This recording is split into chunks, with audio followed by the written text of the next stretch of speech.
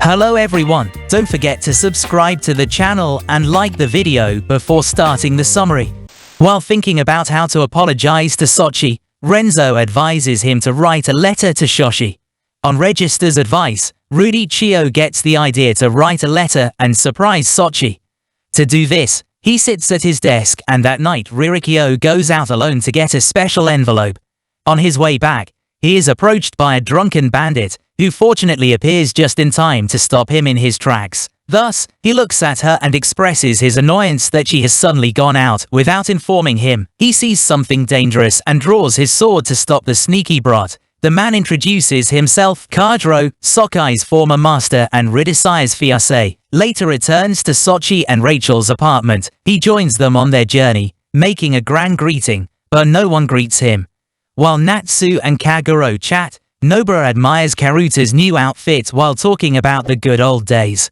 The boarder appears and remembers what happened to her when she was little. She was bullied by Natsume and Kakuro. They tied her to a stick to take him for a walk, fight a cobra or send him to the vet to have his fur trimmed, to take him away. All these memories are still shocking for Banari. After years of traveling the world, Kakuro is finally back and he has a gift for everyone. An iron statue for the boarder, a rope for Sochi, a leather whip for Natsume and Nobara. What a perverted man once again. He calls himself Kaguro, who lives on the second floor and is also a Karuta master, and adds, "We know that he used to be the lord of Sochi and that Israelikyo's fiancé was his fiancé at that time."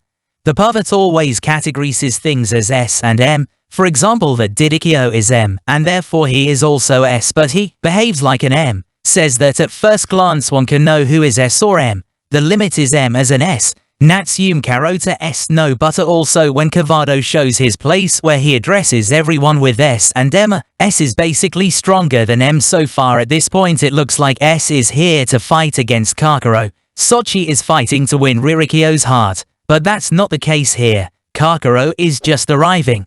Hearing that Chio has indeed moved here, he arrives to greet everyone, and since traveling is his hobby, he won't be here long.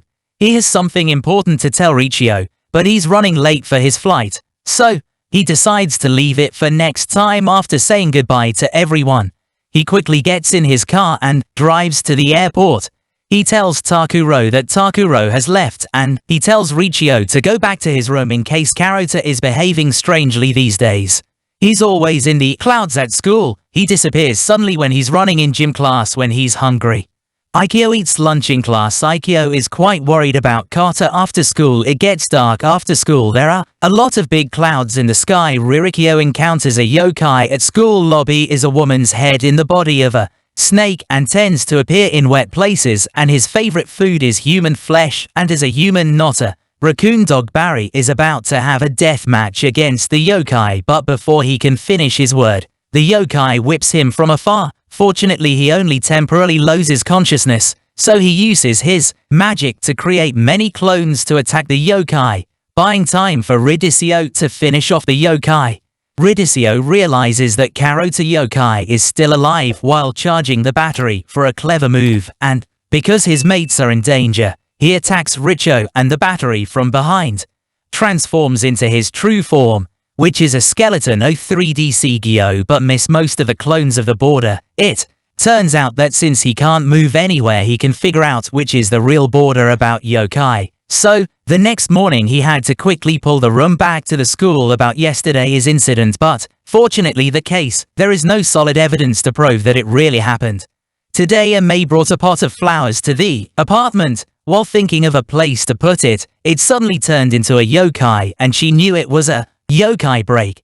According to Novara, everyone immediately evacuates the place and activates a security system. Each room has a shed to protect the people inside from the yokai. Their task until the morning. The yokai are waiting and the yokai suddenly disappear. The seals of all the rooms are broken and everyone returns to their true forms to fight the yokai, but the yokai are too hard to deal with, leaving everyone a little disappointed. The yokai are just a burden, so most people are unharmed. Rudikyo is then attacked by some small yokai, creating a strange environment to break the atmosphere, so he pulls out his sword and in a quick cut the little troublemaker he can't stand, even though he knows they are harmless. It's over.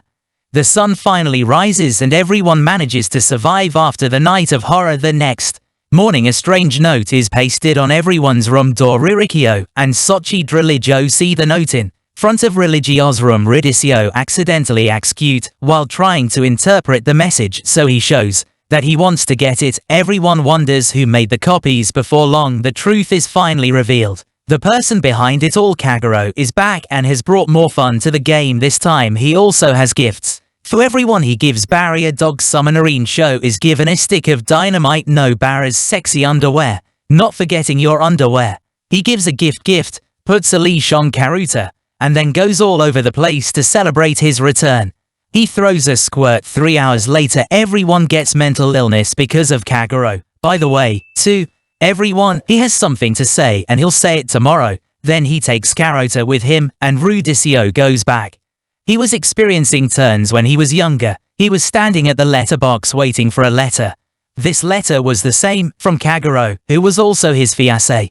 The day before, the Arminek came to Mikagura's room and told him he begs Religio not to mention this important thing and will do anything unless Kagero tells Richie about it. But Kagero is very determined because he understands Sokai's character. Kagura Shoshi's request. He refuses. A fight is triggered between the two and they both refuse to surrender, but in fact only he is serious. Kagero just finds it fun to mess with the nine-tailed fox boy. Eventually Ridicchio wakes up and, while looking for Kagero, she sees Shoshi threatening Kagero with his katana.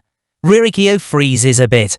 He doesn't understand what they're doing. He shouts at them, asks them to stop. They look at him and give him an innocent look. Then he says good morning as usual, and Kagero decides to tell Ridicchio everything. He tells her that Sochi is an expert at telling lies, having no other choice, so she admits that he did lie to the trio the whole time. So she turned out to have a tragic past, as he is the son of a great family that possessed the nine-tailed fox power. Since he was young, he has been locked up in a separate room and washed carefully by his parents. This means he grew up alone in a small room, and thanks to all the knowledge he gained, he plucked up the courage to bet on a game to escape. Here he had to play on women's hearts. He gave out his body in exchange for freedom and attempted to seduce many women, from the maids to the higher class ladies. One day he finally found his true way to freedom at a party after approaching the most powerful woman and telling her all of his tragic life. For her mercy, when he was trying to take a closer step, the woman told him to serve her son, who was none other than Kagero. For his big plan to survive in this world, he had to fake himself and wait until he turned 20.